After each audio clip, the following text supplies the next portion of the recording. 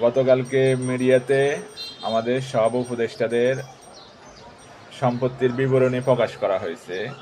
ওই সম্পত্তির বিবরণীগুলো দেখে বোঝা যাচ্ছে বাংলাদেশের মধ্যে মনে হয় যে পেরেস্তারা দেশ পরিচালনা করছে, তাদের সম্পত্তির বিবরণীগুলো দেখে বোঝা যাচ্ছে।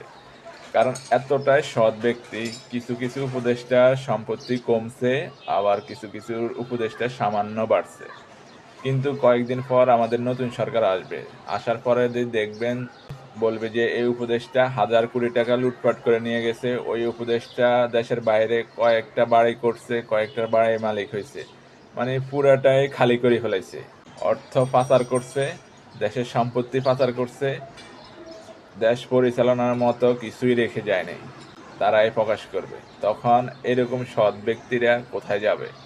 এরকম যদি সৎ ব্যক্তি বাংলাদেশ পরিচালনা করে এবং কি থাকে, তাহলে বাংলাদেশ বিশ্বের মধ্যে এক নম্বরে থাকতো, এরকম দুর্নীতিতে বারবার চ্যাম্পিয়ন হতো না, এবং বাংলাদেশের জনগণ জান্নাতে বাস করতো, জাহান্নামে থাকতো না। সবকিছুর দাম এত বৃদ্ধি পাইছে যা জনগণের কন্ট্রোলের ভিতরে নেই।